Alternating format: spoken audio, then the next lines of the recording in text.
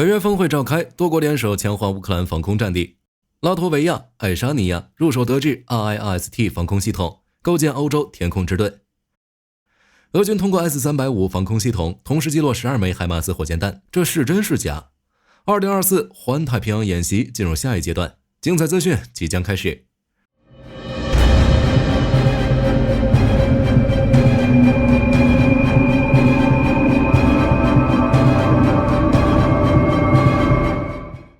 北约2024峰会于7月9日在美国华府举行。本次峰会的核心内容是向乌克兰提供新的军事和人道主义援助承诺，以及为乌克兰加入北约牵线搭桥。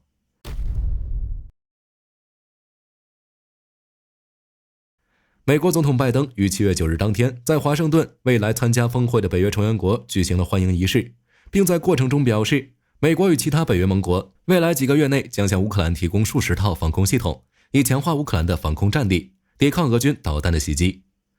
乌克兰总统泽连斯基已于当天抵达华盛顿，他发布视频表示，将努力向北约盟国争取更多的援助和支持。具体内容，据北约峰会9日的联合声明表示，近期美国、德国和罗马尼亚将向乌克兰运送额外的爱国者导弹炮组，荷兰和其他国家将向乌克兰提供爱国者零件，意大利则是会提供 SAMPT 防空系统等。就比如德国的近期援助，据乌克兰国防部8日表示，德国已宣布向其提供了新一批的军事援助，包括各式弹药载具以及一套已交付的爱国者防空系统，这也是德国援助的第3套爱国者防空系统了。其他盟国包括加拿大、挪威、西班牙和英国在内，将提供许多其他型号的防空系统，协助乌克兰扩大防空范围。这些系统包括 NASAMS 鹰式导弹、IRIS-T SLM、IRIS-T SLS 和猎豹式防空炮车等。此外，美国国家安全顾问苏利文也提及了北约与美国未来会如何加强对乌克兰的支持。7月9日下午，他在美国商会举办的一场国防工业会议中表示，北约在未来几天将宣布在德国新设立一个军事指挥部，负责训练和装备乌克兰军队。指挥部由一名3星将军领导，并向基辅派出一名高级代表，以深化乌克兰与北约的关系。他强调，北约将致力长期支援乌克兰，称俄罗斯总统普京无法分裂或削弱他们，亦无法比他们坚持的更长久。获胜的将会是乌克兰，而不是俄罗斯。北约秘书长斯托尔滕贝格在同一场合也表示，北约领导人7月10日将签署一项新国防工业承诺，有助于欧洲和北美的国防工业变得更强大，更具创新性和有能力进行大规模生产。值得注意的是，乌克兰国防工业公司目前已经完成乌克兰155毫米炮弹的测试，其有望在2024年下半年量产，前线乌军的炮弹压力将得到极大缓解。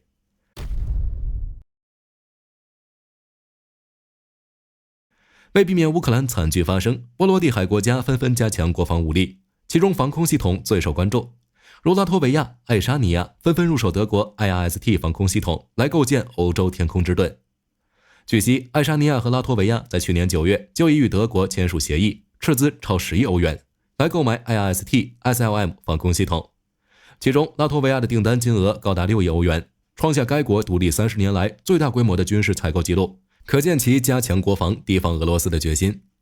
之所以选择买 IRIS-T SLM 防空系统，一部分原因是盟国生产的，好买一些，但主要原因还是该系统够好。它曾被认为是2022年最先进的防空系统之一。IRIS-T SLM 凭借40公里射程、20公里射高、红外线制导以及360度旋转能力的雷达等导弹和组件，可有效拦截 12.5 到25公里距离内的敌军战机、直升机、无人机和导弹等空中目标。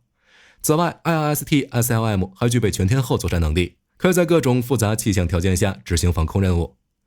当然，更重要的是，据美国国防新闻周刊7月5日的报道，德国亨索尔特公司宣布将为拉脱维亚和爱沙尼亚的 IRIS-T SLM 防空系统提供总价值超1亿欧元的 TRML-4D 高性能雷达系统。据悉， TRML-4D 雷达采用先进的主动相位阵列雷达，具备探测距离远、精度高、抗干扰能力强等优势。亨索尔特公司公布的数据显示，该雷达的探索范围高达250公里，可以同时追踪1500个空中目标。即使是隐身性能较好的俄军战机和导弹，也难逃其追踪。它成为 IRIS-T SLM 防空系统的眼睛后，将为两国提供更强大的空中防御能力。此外，此次的军购属于欧洲天空之盾倡议的一部分。该倡议由德国总理舒尔茨于2022年提出，旨在整合欧洲各国的防空力量，建立一个涵盖整个欧洲大陆的防空网络，以对付俄罗斯和伊朗的导弹威胁。而目前已有21个国家参与欧洲天空之盾倡议，其中包括北约成员国和中立国。可见欧洲国家在面对共同威胁时，正积极加强安全合作。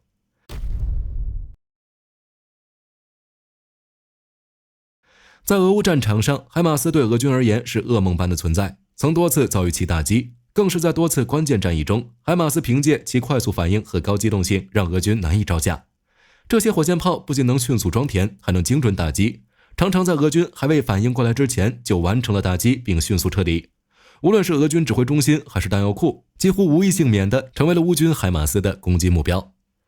为此，俄军曾多次调整战术，提高警戒，甚至是增加防空密度、后撤阵地，来试图应对这种灵活而致命的威胁，却始终未能如愿。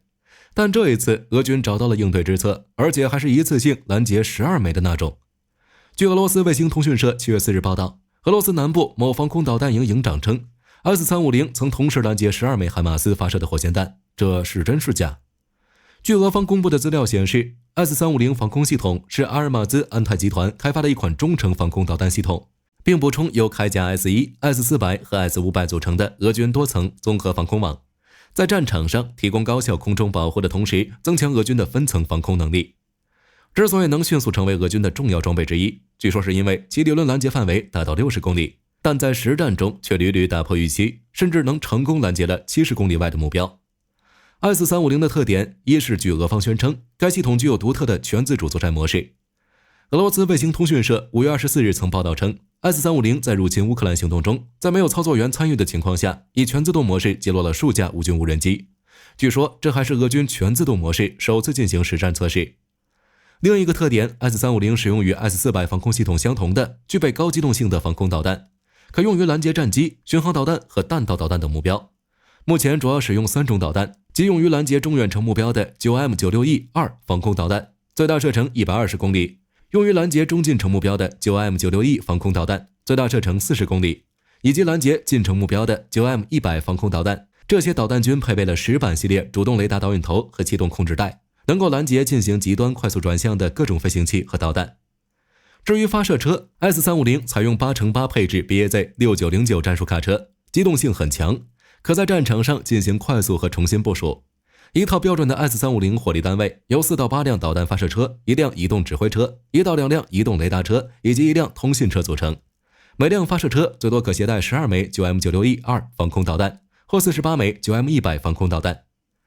移动雷达车则配备了一台3座标 X 波段无源电子扫描阵列雷达，能够同时探测和跟踪40个目标，并向其中8个目标发射导弹进行拦截。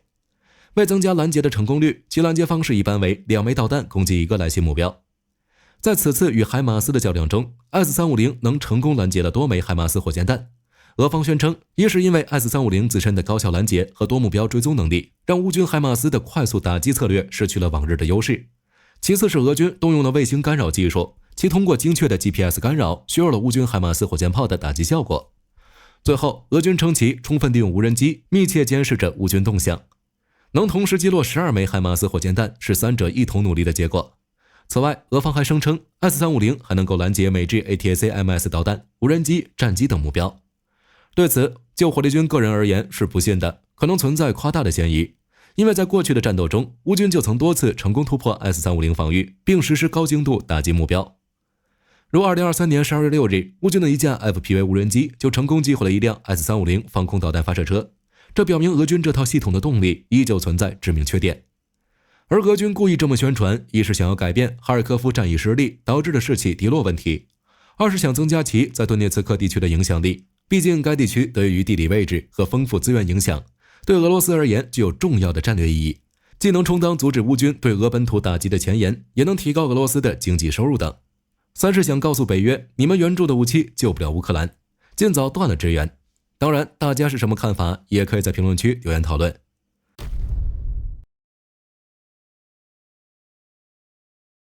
2024环太平洋演习是太平洋地区最大规模的联合军演。自6月27日正式登场以来，各国军舰已在珍珠港集结完毕，并完成公开日活动。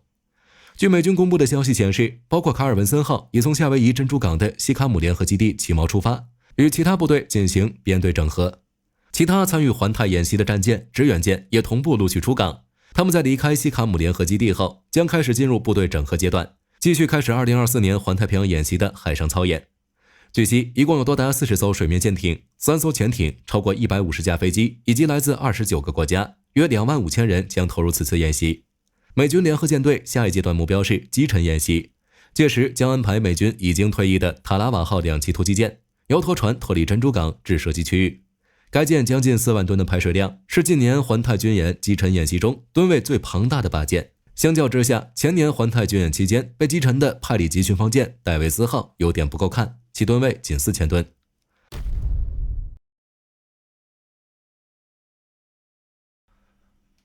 为了防备俄罗斯的潜在威胁，北约内部日益增加防空合作。荷兰现已将爱国者防空系统部署到了立陶宛，该系统已于7月6日抵达立陶宛的克莱佩达港，随后被转移到西奥利埃空军基地，将配合荷兰军队进行一系列的防空演习。据悉，荷兰装备的爱国者防空系统开发于1980年代，在过去的几十年中，荷兰一直对该型防空进行改进，并逐渐成为荷兰战略防空基石。爱国者防空的雷达组件能够进行远程目标监测和跟踪，导弹则可以应对必要的空中威胁，对飞机和战术导弹进行高精度拦截。此外，立陶宛也将在此次演习中提供 NASAMS 中程防空系统。其防空营指挥官皮利陶斯卡斯特别强调了这一部署的重要性，将极大增强东欧地区的集体安全。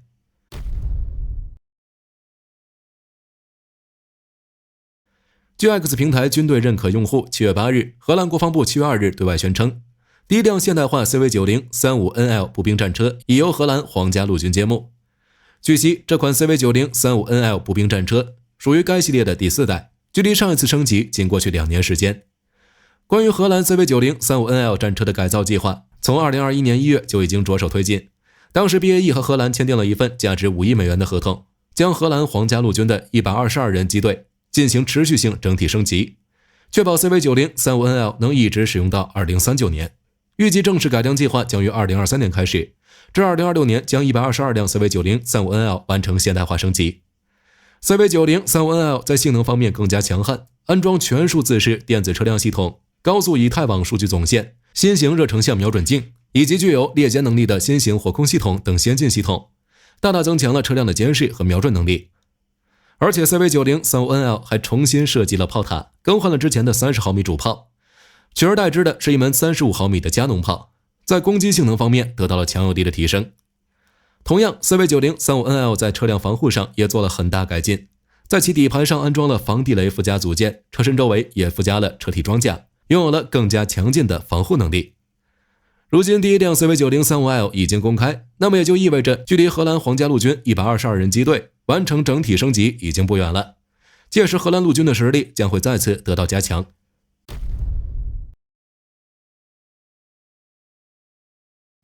近日，捷克兵工厂 CZ 推出了第3代8轮突击步枪。据悉，这款8轮突击步枪有2种主要口径，分别对应不同的枪管长度。5.56 毫米口径对应的枪管长度为7英寸、11英寸、14.5英寸和16.5英寸。7.62 毫米口径对应的枪管长度为7英寸和9英寸。所有枪管都是高精度冷锻的，拥有着极高的精准度和耐用性。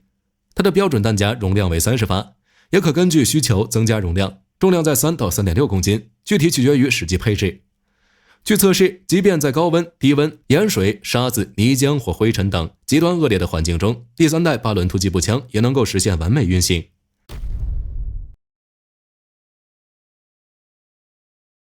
近日，印度空军对外宣称，决定把服役超过60年的米格21于2025年全部退役。实际上，印度早在前几年就已经打算让米格21退役，毕竟这款战机从1960年代开始就已经服役，至今已经过去60年。与现代战机相比，各方面性能均已落后，但由于印度一直没有确定后续机型，所以这件事情就暂时被搁置下来。随着时间的推移，日渐老化的米格21却意外在印度留下了赫赫威名。据悉，印度总共生产了840架米格21，但是却累计发生了400多起坠毁事故，共有200名飞行员和约60位平民在这些事故中遇难，因此米格21一度被印度民众戏称为飞行棺材。至于米格21为什么会如此高频率的发生事故，印度官方并没有正面回应过。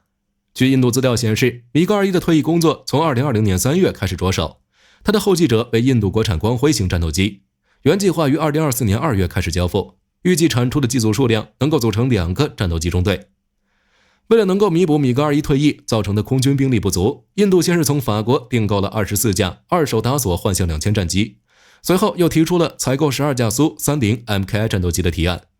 看得出来，印度迫切地想增强空中力量。随着此次印度空军正式宣布米格21即将退役，也就意味着这架经典3代机将成为历史。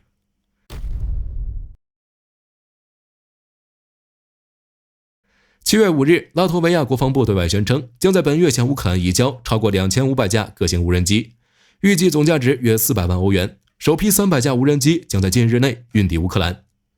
另外，拉脱维亚还计划在2024年内为乌克兰的无人机联盟投资2000万欧元，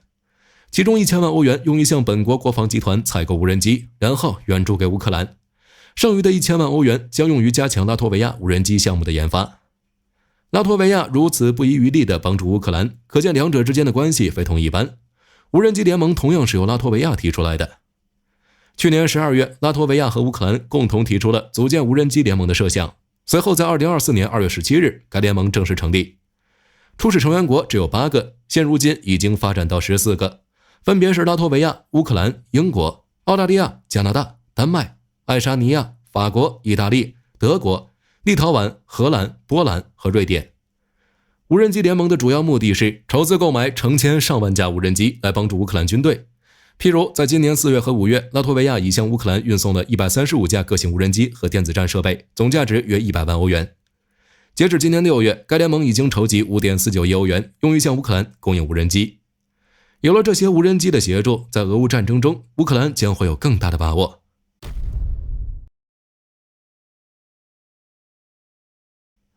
据自由时报7月8日报道，澳大利亚于当天对外宣称，将向美国采购弹簧刀自杀无人机，首架无人机预计今年年底交付，明年即可投入使用。